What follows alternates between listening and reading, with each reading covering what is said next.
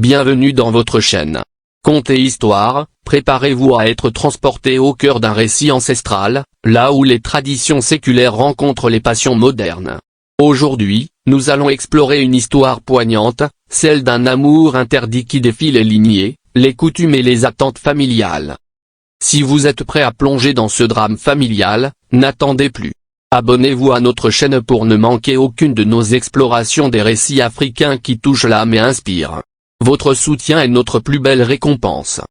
Dans un village ancestral, réputé pour ses coutumes et son respect des lignées, où deux familles nobles, liées depuis des millénaires et n'ayant jamais eu d'enfants d'une même génération, sont unies par une proximité qui attire l'attention de tous, on souhaite les unir par un mariage arrangé pour consolider les liens d'amitié fraternelle. Selon la coutume ancestrale de ce village, un noble ne peut épouser un griot ou une griotte. C'est formellement interdit et considéré comme préjudiciable pour la famille noble. Kofi et Adjoa, nés tous deux dans ce cercle et conscients de l'attachement de leurs parents à cette tradition, se retrouvent au cœur de ce dilemme. Le village est peuplé de griots et d'autres ethnies, et leurs deux familles, étant les seuls prétendument nobles, ont toujours été considérés comme des pur sang par les familles griottes, qui ont toujours accepté ce concept. Kofi, un jeune homme brillant, revient après des années d'études en ville. Quelques jours après son retour, ses parents murmurent l'éventuelle union entre leurs enfants. Kofi, avec sa mentalité d'étudiant des grandes universités modernes, minimise ce concept de noble ou de griot. Son père et ses oncles l'approchent pour lui faire comprendre que cette union entre lui et Adjoa est planifiée. Il leur précise qu'il est venu pour les vacances, pas pour se marier, et qu'il a des choses à terminer dans son cursus scolaire. Le mariage, ce sera peut-être dans 3 ou 4 ans. Sa famille, abattue, ne comprend pas ce qui lui passe par la tête. De son côté, Adjoa, également étudiante, ne prête pas non plus attention à ce qui se dessine. Approchée par les sœurs de Kofi pour s'assurer qu'elle consentait à cette union, elle a répondu qu'elle n'avait pas eu le temps d'y penser. De plus, Kofi ne lui avait pas semblé être prêt à cette union, bien qu'il en parle de temps en temps. C'est dans ce contexte de négociation, lors d'une cérémonie de vacances, que Kofi rencontra Rama, une étudiante très brillante qui organisait la cérémonie. Bien que griotte, elle était considérée et respectée par tout le village et les villages environnants. Kofi fut attiré par cette griotte, dont le simple fait de prononcer son nom dans le cercle familial pourrait générer des confrontations et être considéré comme un rabaissement.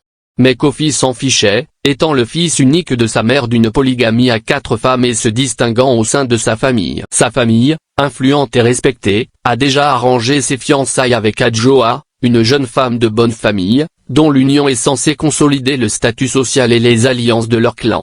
Kofi, déchiré, découvre qu'il est tombé amoureux de Rama, une jeune femme pleine de vie mais issue d'une caste modeste du village, ou d'une tribu voisine perçue comme inférieure.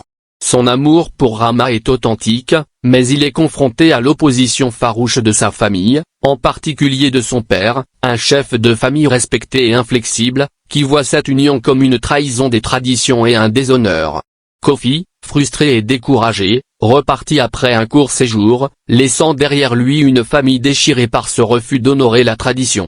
Sa mère fut prise pour cible par son père, l'accusant de ne rien faire pour obliger son fils à se plier à ses exigences. Une fois de retour, Kofi continue de garder le contact avec Rama et Adjoa, qu'il considère déjà comme une sœur, vu la proximité des deux familles et non comme une fiancée. Les choses se calmèrent un moment. Le conflit entre la famille et Kofi est ouvert. Son père, autoritaire, se montre menaçant vis-à-vis de Kofi et de sa mère, chose que Kofi a du mal à digérer. Il promet qu'il réglera une fois pour toutes ce problème de fiançailles arrangé lors de son prochain séjour, en laissant sa mère en dehors de cette histoire. Le retour de Kofi était sur toutes les lèvres. Une fois ses bagages posés, une réunion familiale à huis clos fut organisée. Toutes les sages de la famille, de près et de loin, furent présentes.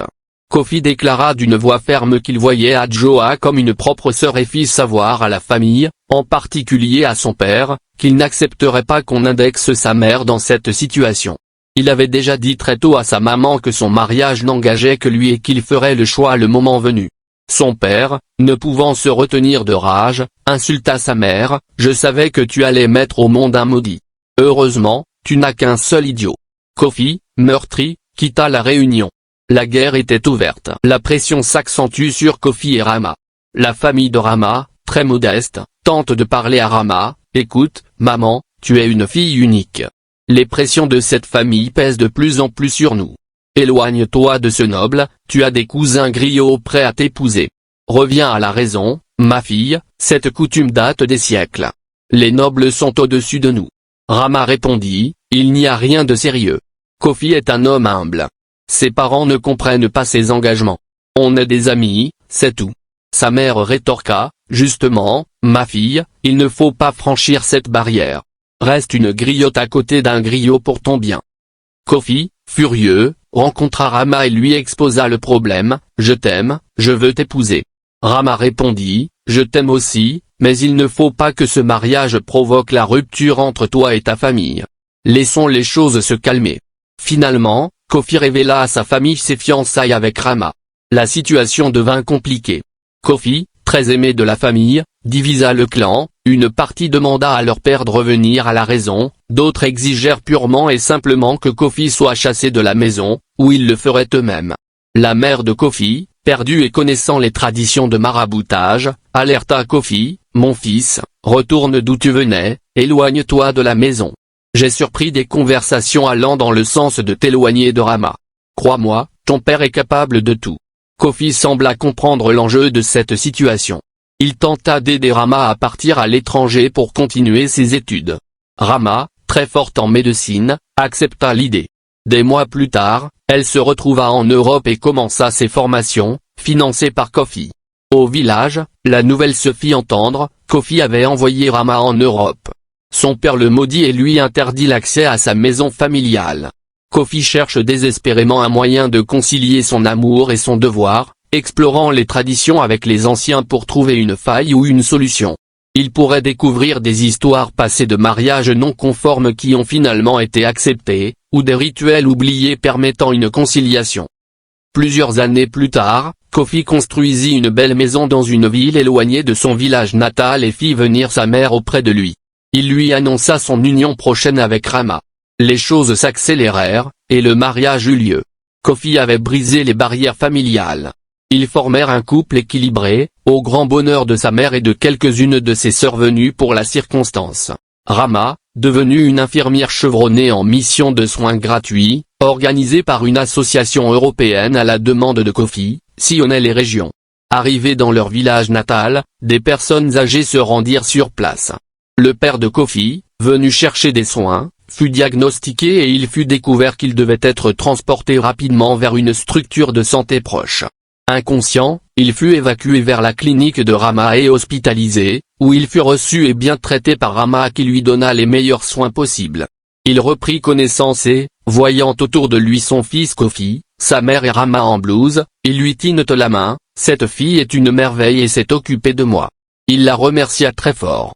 La mère de Kofi lui fit comprendre, c'est Rama, ta belle-fille, quelle belle-fille. La femme de ton fils Kofi, c'est la propriétaire de cette clinique. Tous les gens de notre village y viennent et reçoivent des soins gratuits de qualité. Il se tut et s'engloutit, pardon, mon fils, j'ai trop cru et trop attaché à notre vieille tradition, ne sachant pas que la vie avance. Rama, d'un mouchoir, lui nettoya les larmes et l'amena dans leur demeure luxueuse où il préféra terminer sa vie, refusant de retourner dans son village et devenant subitement le fervent défenseur de Rama, désormais considéré comme sa propre fille. La situation du mariage entre nobles et griottes s'est tue au village, les gens résignés à l'idée qu'on doit laisser les gens vivre leur vie et construire leur amour avec qui que ce soit qu'ils jugent nécessaire. La famille de Kofi retrouve la sérénité et accepte le fait, en s'excusant devant Kofi et sa mère. Ils viennent souvent passer les jours, et Rama les oblige à prendre des soins de précaution. Grâce à la douceur de Rama, cette famille retrouve la raison, et progressivement l'histoire de nobles et griots fut oubliée pour le bonheur de Kofi. L'histoire de Kofi et Rama est un témoignage puissant de la force de l'amour et de la résilience humaine face à des traditions séculaires. Elle nous rappelle que l'amour véritable peut briser les barrières sociales et les préjugés les plus tenaces.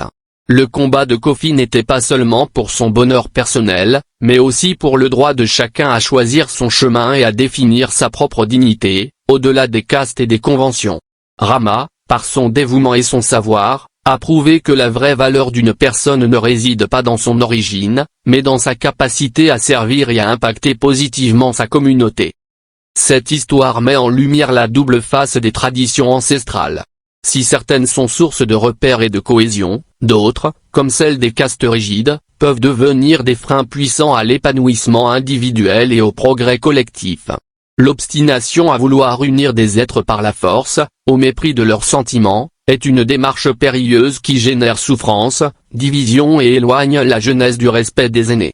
Elle révèle les dangers de s'accrocher aveuglément à des coutumes qui, avec le temps, peuvent devenir obsolètes et nuisibles. Le pardon du père de Kofi et la réconciliation familiale symbolisent une évolution des mentalités, un pas vers une Afrique où la modernité et le respect des individus peuvent coexister avec les traditions. C'est une histoire d'espoir, montrant que le progrès ne détruit pas forcément le passé, mais peut le transformer pour un avenir plus juste et plus harmonieux. Elle démontre que la compassion, la persévérance et la capacité à pardonner sont les véritables piliers d'une société qui avance. L'acceptation du bonheur de Kofi et Rama par l'ensemble du village marque non seulement une victoire personnelle, mais aussi un changement culturel significatif, une ouverture vers un futur où les cœurs guident le chemin, plus que les ancêtres.